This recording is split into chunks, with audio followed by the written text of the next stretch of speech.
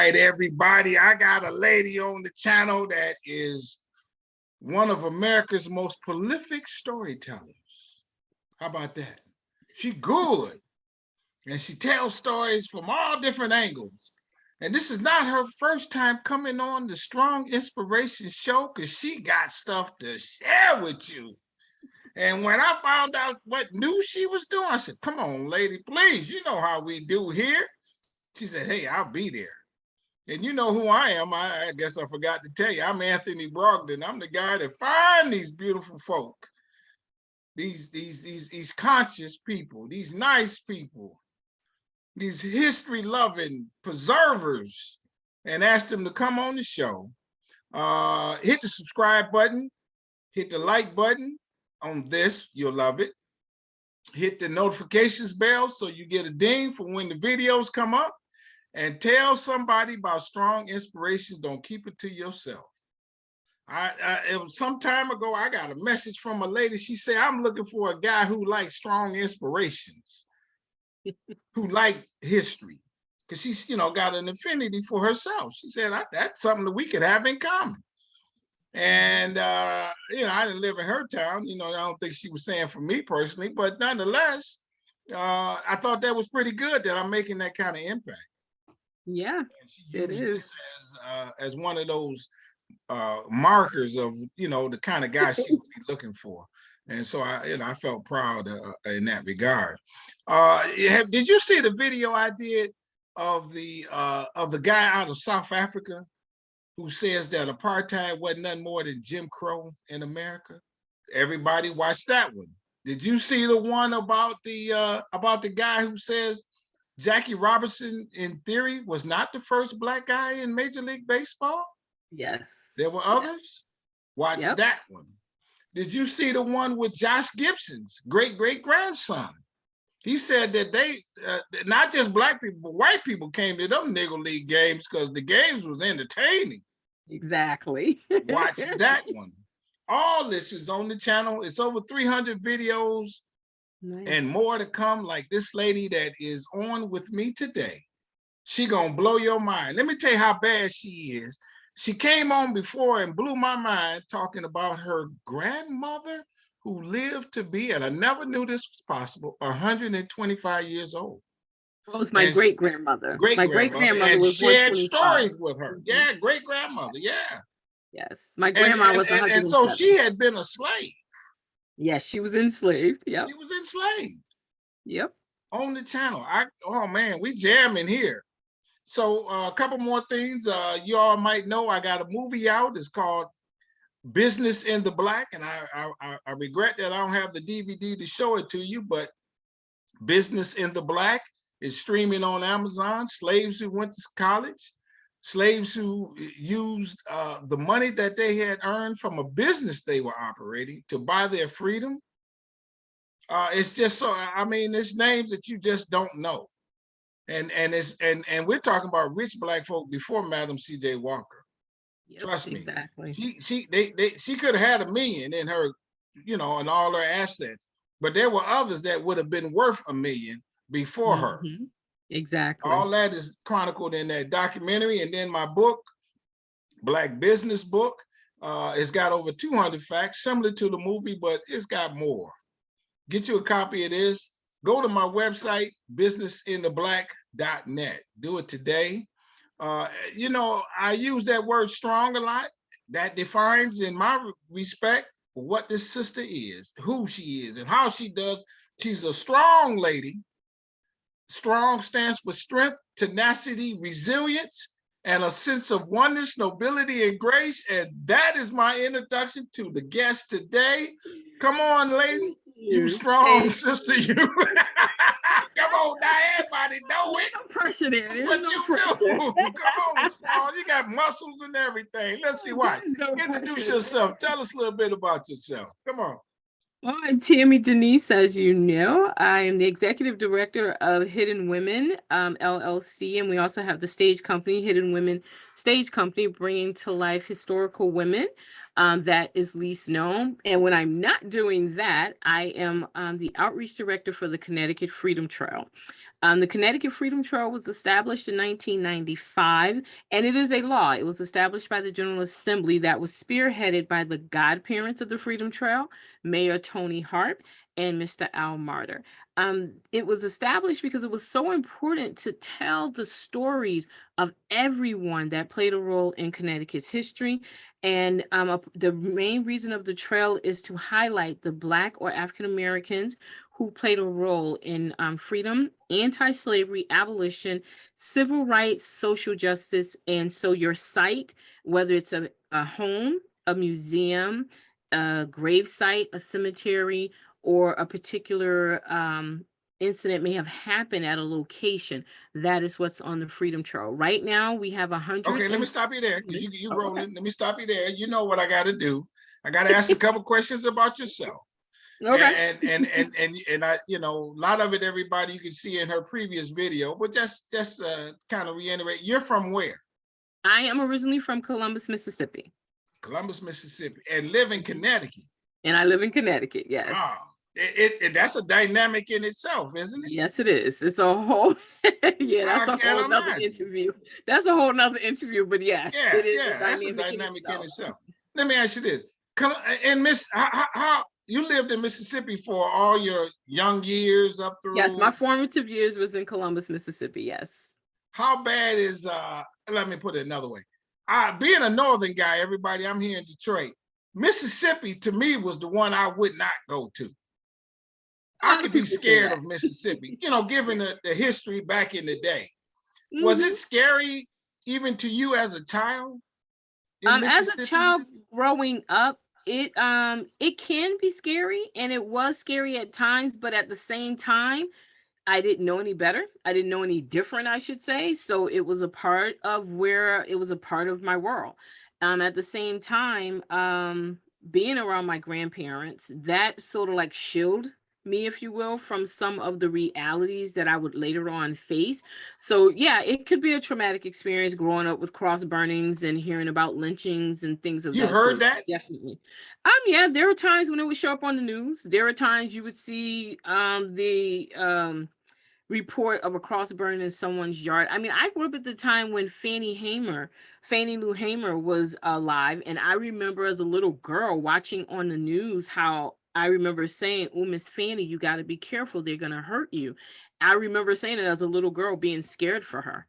And so, and then later on, she was abused. She was beaten severely in prison, in the jail, for things. So I remember that from that being that little girl. So I remember that. So that's the type of stuff that, but it also shaped who I became to be. I was not one for bullying. I was not one for being intimidated or manipulated. So that kind of formed who I am today. I still have those principles today that I do not suffer bullies lightly. I don't care for stuff like that. Now, hold on. So what do you mean by you don't suffer from bullies? You're not taking no mess. No, I said I don't suffer bullies lightly. And what I mean by that is I do not have a space for or the tolerance of anyone's prejudice, biases, and racism. I just don't, and I never did. So even as I remember I went back home in I think 95 to visit, and I was questioning the status quo, and my family was a little nervous for me. They were like, "Okay, you need to go back because you're starting trouble." And I'm like, "How am I starting trouble?" Asking a simple question: where are the Black people in the business format? I was going into the banks and I was seeing nothing but white people. But when I went to factories or restaurants, it was the staff. And there's nothing wrong with that work if that's what you choose. But the attitude is this is all you're entitled to. That's what I had a problem with. It was like, if I choose to work in a restaurant, that is my choice, but don't tell me that's all I'm limited to. And so that's what I started questioning. And it was just like, wow, nothing has changed since I left here. And I got a problem with that. And I was like, see, this is why I could never live here again, because everyone is comfortable with the us and them mentality. Everyone is comfortable with this is how it's always been. And so that I don't think if we had migrated to the East Coast, I don't think I would still be living in Mississippi, or if I was, I would be a very strong activist or advocate or something, because I just was not satisfied with the way things were. And the fear is a reasonable fear that my family had, because people are made to disappear. People can be disappeared for standing up against the way things always were. But it just didn't phase me at that. It Oh, okay. resonated. Let me ask you this. Yeah, I've never heard of your city. What is your city like? Columbia, Mississippi. It's Where is well, it no, I'm not from near? And Columbia. I'm not from Columbia. I'm from Columbus. There is a Columbus. Columbia, though. Yeah. There is a Columbia, Mississippi, but I'm from Oh, Columbus. Columbus is the northeast corner of Mississippi. It's a quiet little town. I mean, they like to think they're progressive. yeah. But after being outside of the four walls of Columbus, I know what a really big city really is, and I know Yeah, what a yeah, small yeah, town is. yeah. Um, for the most part, when I was there last May in 21, it was still it was a little different. It was there were still some of the hometown values of when you rode down the street, you still waved at everybody, you still spoke to everyone. But things had changed in the sense that I didn't see as much of the, how can I put it, the pride of the way it used to be, the pride of your heritage, the pride of, it was just, I just saw people just going about life and still just sticking to status quo. It was no longer that fight of we should be up there with you as well. It was more or less whatever, I don't care. Oh, that's the white side of town or that's the black side of town. And that was the part that still hadn't changed for me. And that was the part that I really don't like. I just feel I like we see. haven't progressed. Yeah. Now, as you alluded to before, being able to meet and have the discussions with your grandparents and great grandparents, all that kind of shaped you to want to like Black history like it does. Is that Oh, the I have a case? passion. Oh yeah, I have a passion for my heritage. I have a passion for where I came from and who I am. I have a passion for letting the Black and African American community know their heritage, because society will have you think we can only have two or three extraordinary people. And I like to remind everybody, no, it's not extraordinary people, it's extraordinary circumstances. I Because if love it. everybody had those same circumstances, I truly refuse to believe that anyone who had the same circumstances would not better themselves in those circumstances. So, but society wants you to think, oh, you only have a couple: Martin Luther King, Frederick Douglass, Yeah, Harriet Tubman, and right. sometimes Sojourner. But coming from Mississippi, it was Medgar Evers, it was Fannie Lou Hamer, it was different ones. And of course, we knew who MLK was. MLK and Yeah, Medgar were best friends. So it's not like we didn't know who he was, but he wasn't the only one. And yeah. as backwards as people like to think Mississippi is, when I moved here, our education system in Mississippi was so far ahead of the East Coast here in Connecticut that they actually wanted to skip me 2 grades. So Oh, I love that was it. one. Oh yeah, oh yeah. So I mean, Mississippi has its strong points. Please don't get me wrong or Yes. think that I'm just down on Mississippi. I'm Yeah, not, yeah, because yeah. I love it. very passionate, and it's a beautiful state. People are beautiful, but it's that Jim Crow era style of thinking has not really progressed the way I it got you. needs. It needs to be gone. It needs to be Yeah, gone. yeah. So I got you. yeah, so that was the case. And so when I moved here, these people did not know what I knew, especially those with the PhDs and the big degrees behind their names, people who were teaching me as educators. I'm a sixth grader telling my teachers stuff that it's like, what do you mean you don't know this? And that just blew my mind. I And it bet. also blew my mind that, oh, that's not on the curriculum. You'll have to go to the library, which I didn't mind, because library was my second home. But not everybody had access to the library. Not Yeah, I everybody love wanted it. to go to the library. So why aren't you teaching this in school? So that's the type of stuff that leads me to where I am today. I'm very passionate about history. I'm very passionate about the legacy our foreparents left us. They were enslaved. Slavery was the condition they were in, but as an enslaved person, they were human beings who had a circumstance that was out of their control, but they made the best of it. And that's why we are where we are today, I because love it. one of our ancestors had that resilience and that determination not to be defeated. However, that's not being taught. And instead, you're getting the false one-sided narrative of enslaved people were docile. They had to be told what to do. They had no ambition. But I like to ask people, when did an enslaved person become um, lazy? When did they become lazy?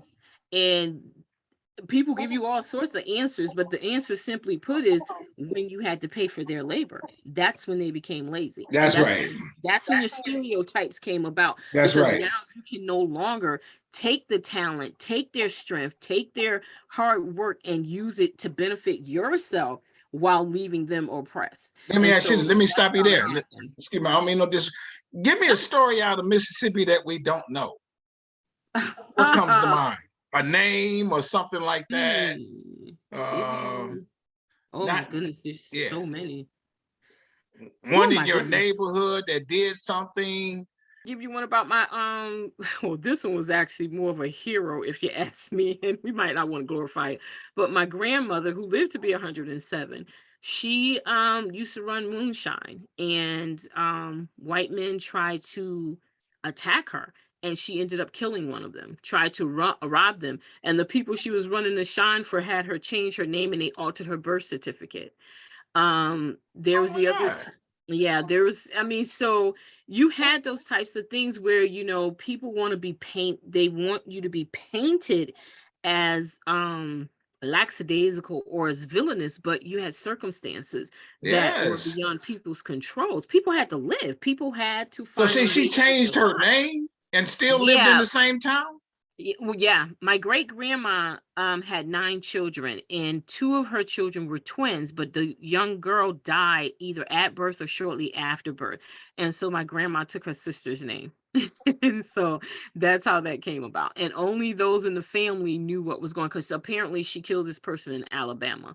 And so that incident happened in Alabama. And so she came back home, changed her name, and only the family knew her real name. So those Hmm. outside of the family and the immediate community knew her real name.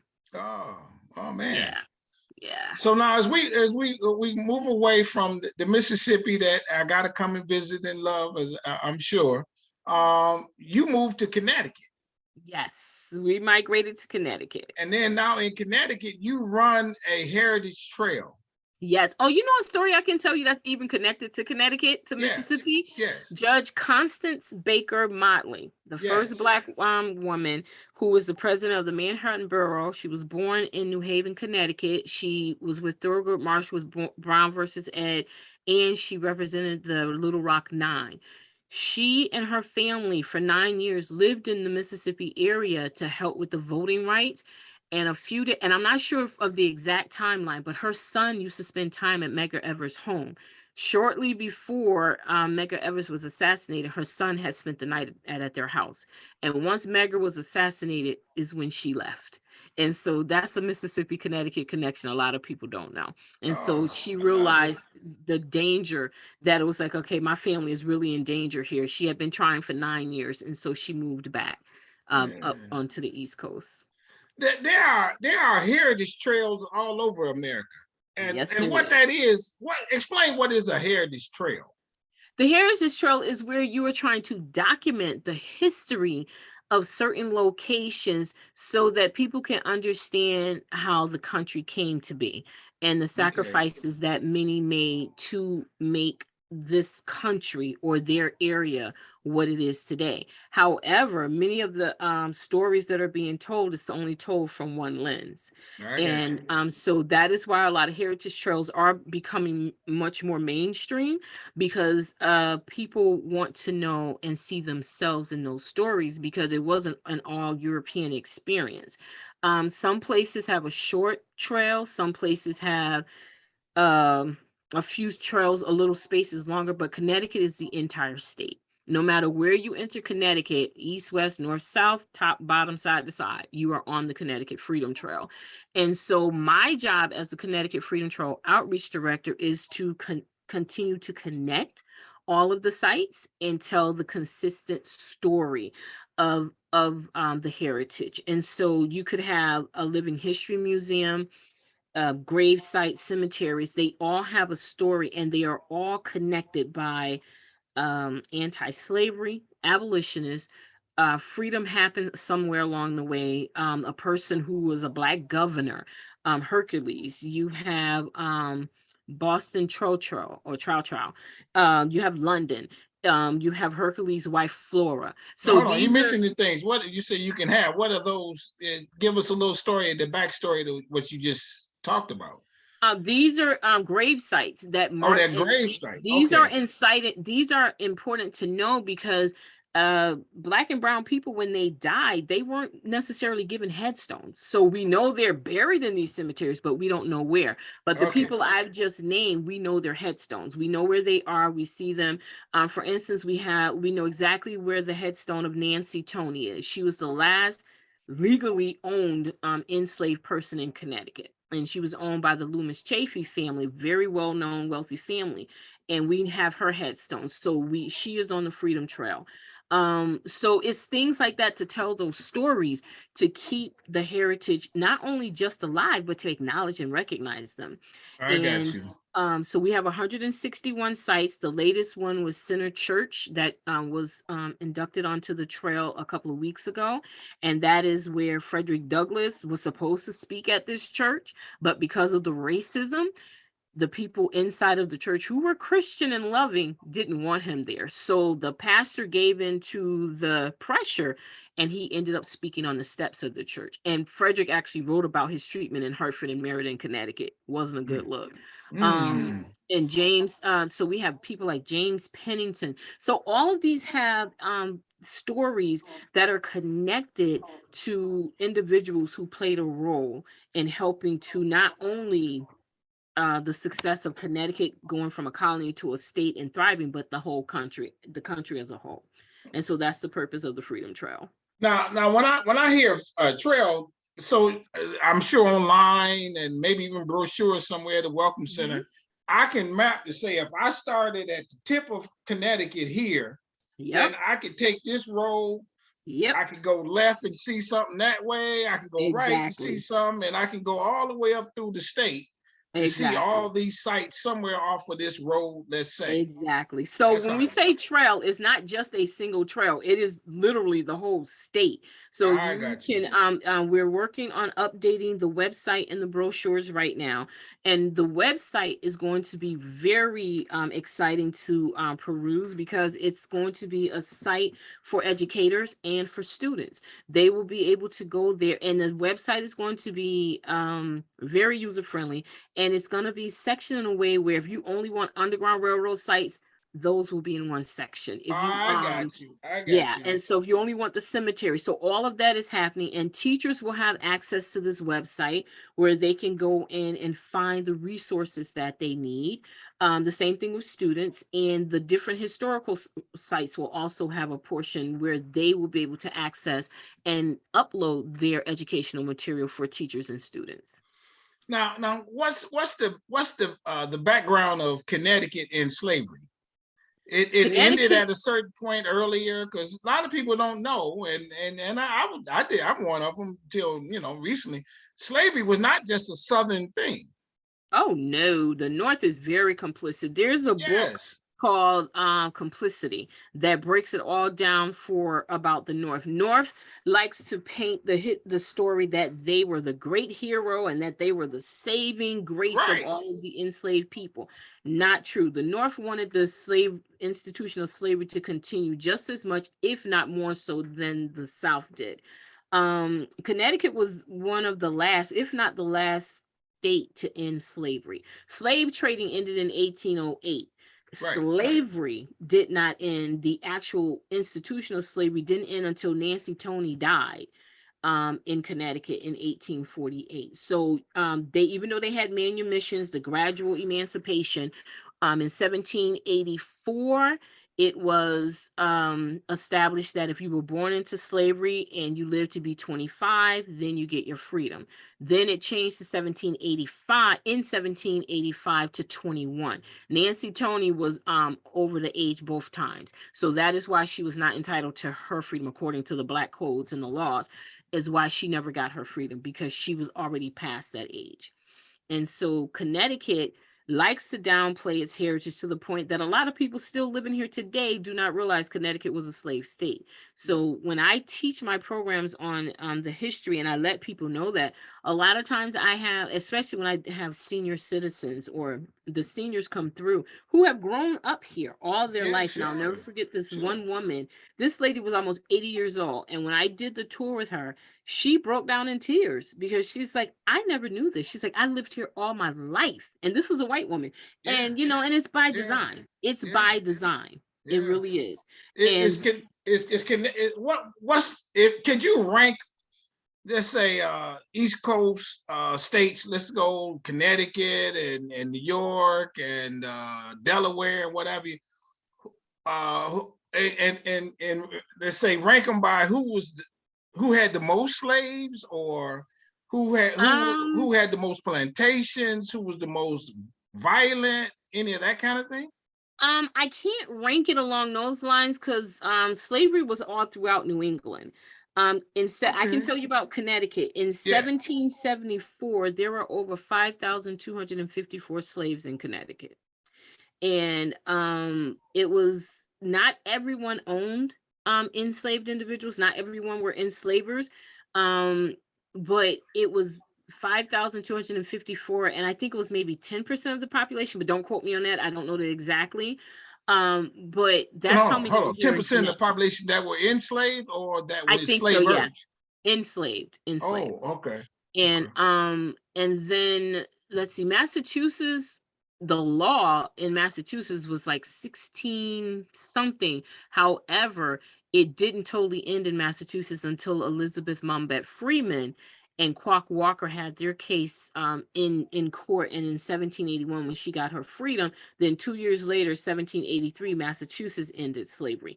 I can't speak to the others, but New York definitely ended it earlier than Connecticut because the Amistad case, when the Amistad schooner was off the shores of New England and New York, if they had taken the schooner into New York, the captives would have automatically been free. But the captain of the Navy knew that if he took it into Connecticut, he would have salvaging rights. So, and that happened in 1839. So New York had outlawed the enslavement institution, but Connecticut had it still going on. And Connecticut was, I like to say Connecticut historically, they would like to say one of the last, but in reality, it was Mississippi. Slavery ended in 1993, and it was not taken off the books until February 19th, 2013. That tends to blow a lot of people's mind because Hold they on, didn't hold on, hold realize that. on, hold on. So say that again. What happened now? Off the books. Even though it was Slavery, illegal, it was still on the it in was the, still on the books and it was still a law in Mississippi. And it was not ratified until 2013. You can actually look that up. And I've been telling people that for years. I actually used to go into what we call the Delta of Mississippi as a child in the 70s and visit relatives on plantations. At the time, I did not know that they were enslaved because my mom didn't tell me.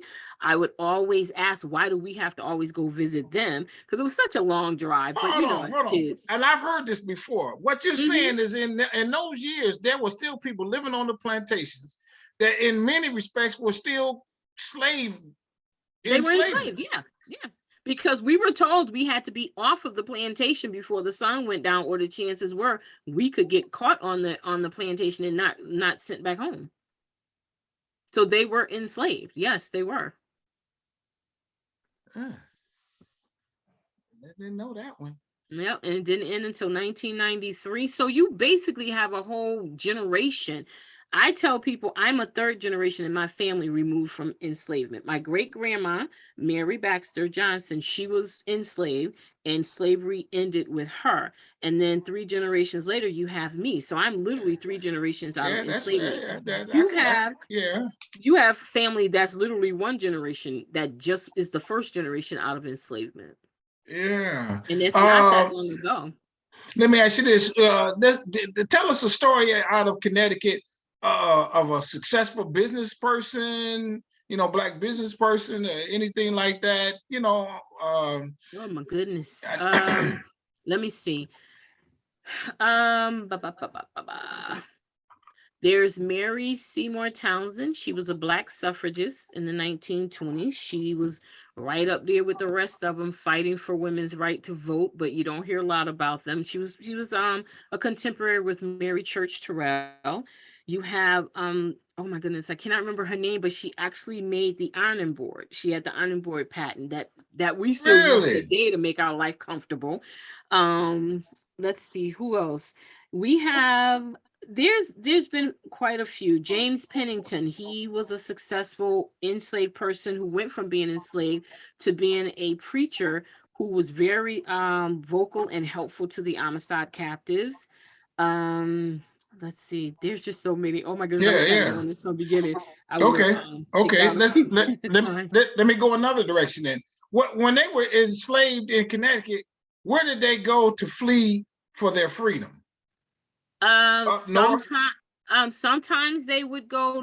For instance, we had one of the Mindy captives who was aboard the Amistad Antonio. He flew to he ran away to Canada. So we don't know what happened, but he went to Canada to get his freedom. However, people need to also be aware that Canada was also a place of enslavement. So it depended on where you went, where Yeah. you could have ended up enslaved there too. Nova Scotia was usually the place where a lot of enslaved people ended up. They could have gone to, if they could have, most people in the South would go to Mexico or to the swamps of South Carolina, where you got your Gullah Geechee people. Right. They Florida. sometimes Florida, and they Yeah. sometimes made it to the island, to depending on which island at that time. So it was different places, and then sometimes you could get free right here within Connecticut itself. There's the story of Hmm. Caesar and Lois Peters. He was enslaved by Peters, and he was ran off. He was a Tory. He had given Caesar and Lois their freedom, but then something duplicitous happened where a new owner was coming to town, and this new owner from England came, thought he was going to enslave Caesar, and the townspeople who were white, they came to their aid. And what they did was, because there was a law that if you owed a debt, that person couldn't be taken away. So they came up with this thing that Caesar still owed money on a cow that he never paid for, and he couldn't go anywhere, and that he had to go to jail in New Haven. So they sent him and his wife Lois to New Haven, and they were there, and they were able to keep their freedom, but they ended up going back to their hometown in Hebron.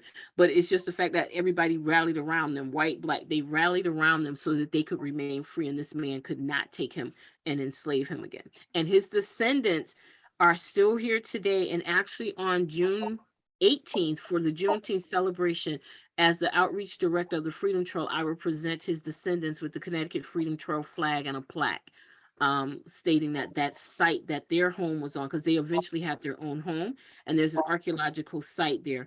That's where their home was. So that flag and plaque will be there to represent that they are on the Freedom Trail. Wow. You're doing great work. When we talk about, are there some stories that you are now researching that hope to bring to pass, to bring to the Freedom Trail? There is one that I am working on. The museum that I currently work at, there's the story of Hagar, Pomp, and Chloe Pratt. Hagar and Pomp were enslaved by the Webbs and Dean family, and they would eventually get their freedom when the diplomat, our first diplomat, the France Silas Dean, dies. Not only did they get their freedom, but they ended up having a little structure of a home on that 8-acre property. And what's fascinating about that story is when they received their freedom and they received their home on that land, there's a legal document stated that no matter how many times that land was sold, they never had to leave their land, and they never had, and the owners eventually had to file bankruptcy and all of this stuff. But, and I was like, that is a really nice turn of events. They were once enslaved on this land that was owned by the rich and powerful, and now the rich and powerful have been run off, and they still get to stay there. But I don't have a whole lot of information on Hagar. Pomp, I know, was owned by Governor Saltonstall. He was purchased at the age of 11 and given to his granddaughter as a wedding gift, who was the second wife to the diplomat Silas Dean. And Pomp would live to be 92. Hagar, we don't know what happened to her, but Chloe Pratt would live to be 65. And the last sighting that I have of Hagar is in 1814, where she purchased something from one of those local stores, and then she just disappears off the scene. So I have been researching, trying to find Hagar and to find her origins. It's like she appears and disappears, and I Okay. have nothing. So that's the story. But what I did do to highlight their life and to highlight their stories, take all the information that I do have. And I know that they lived in these mansions of the day, which are just big houses now in comparison. I created a tour called the One House, Two World Tour, and it talks about the lives of the enslaved in this house of this diplomat. So, again, it goes against what the history of this country is being taught, of how these white men created this country and they did such a noble thing, but at the same time they're not telling the other side of the story, how they're holding human beings freedoms in their hands. Yeah, So right. I do the contrast, and I talk about the opulence of how the enslaved people who were forced to live in these homes had to make their lives comfortable while at the same time oppressing their own needs. Pump was kidnapped from Angola. He was taken from Angola. Mm. And then there's I talk about all of the enslaved that I know about in that area, and I put them into this tour. And that's the tour that that's my way of giving back, or recognizing the individuals who were there. And again, I am still looking for Hagar, because I don't have enough information on her. But Chloe Pratt, I have enough information that she is a part of one of my one woman shows. I guess kind of the last question, who has the archives, if you're doing the research out of, Black history in Connecticut, is there a museum itself or a university that most of the archives are held? We have the Connecticut State Library here, and they Okay, have a lot of records. I okay, also go to the different towns, and I go to their town halls, and then you go to some of the churches, because the churches actually held a lot of those records before they were sent, or copies were sent to the Connecticut State Library. So I try to actually go to the locations where they were. Some of the homes are still in existence and are now museums. So I'll go to the oh, museums to try to look at some of their records. okay, And then I rely on other historians like Nicole Thomas or Tom Shook. They're individuals. Nicole Thomas created the Black Heritage Trail in New London, Connecticut, and she is just a plethora and a bevy of knowledge. Tom okay. Shook, he is a man that is also a historian, and he has a lot of records and things. He's done research in the New London area. So I turn to them when I can't find stuff. And so they're actually helping me in their research of other things to keep an eye out on some of the people that I'm looking for. You just alluded to it. There are a number of Black history museums in Connecticut. There's not a whole That lot of on the Black trail history. too, and yeah, They're how does on the that work? trail. There are institutions that are on the trails. Like you have the Mary and Eliza Freeman Center that we call Little Liberia in Bridgeport. It is about two Black sisters, and it gives you the history of these homes and of these women and how prominent they were in Bridgeport. It's not a whole lot of Black owned institutions here, but there are institutions that have a lot of Black history in them. I got you. Mhm. Give us the name of the trail and the website. And, before you do that, is there a question that I have not asked you that just comes to mind? You're like, hey, I know I got to say this, that kind of thing. No, I don't think so. I Okay, think I guess I basically covered it, because okay, it was, once the trail was established and granted, it's come back to life, if you will, because it's laying dormant. And what I mean by that is not a lot of activity was happening with the Freedom Trail. So this position was created so that someone could be the liaison between the community and the Freedom Trail. I And got you. because a lot of people don't realize the homes that they own are on the Freedom Trail. I've met Oh, people who had no really? idea, and so they're excited to learn, and they take their flag and their plaque. So far, I've only met one couple who was not excited, they wanted the flag and plaque, but wasn't going to do anything with it. And I'm like, then why am I leaving it with you? But I would just say that the Connecticut Freedom Trail was established again to recognize the stories of Black and African Americans, as well as Indigenous people who played a role and whose stories have been hidden. So my job is to connect these stories stories to the forefront. Let the Yes. community know that the Freedom Trail is here, because Yes. the community at large is not aware of the Freedom Trail. I So got you. that's my job, is to bring it to the forefront. So there will be a modern or more current website that's in Right, the right, works, as well as brochures. And so that will help it. So it's ctfreedomtrail.org is right. where you will find the information. Thank you again. You're welcome. You And the know, goal is you to know make what I'm it, saying. wait. And the goal is to make the Freedom Trail a national tourist destination. There you go. Because again, there's 161 plus sites. It is constantly growing. And so when you come to Connecticut, there's always something to do, but there's the educational component to it. It's not just entertainment, it's edutainment. There you go. You know what? I ain't got nothing else to say but this. My sister, I want you to stay strong, stay safe, stay on your grind. I love what you're doing. Man, you taking it to the next level. Somehow, I'm hold trying. on. How about this? How about this? I don't know. Give me and you talk. I know you glad they found that job, because this is up your wheelhouse, as they call it. It is definitely up my alley. It is a passion that I have. And when I interviewed for the position, I was a little nervous. It was 30 plus people that interviewed for it. I was nervous because I didn't have all of the big PhD degrees. I went to school for business management, but my passion.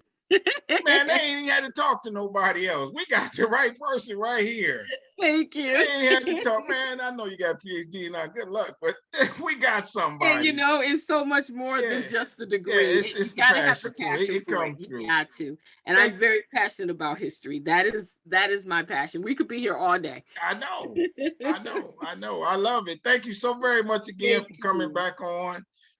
Let's talk offline about some of the descendants and other people. Maybe they, can come on the show and Sure. Man, I just, you know what I'm saying. Thank you. Yes, you are welcome. Appreciate Thank you. All right. Thank you. I'll be in touch. Yes, thank Bye-bye. you. Bye-bye.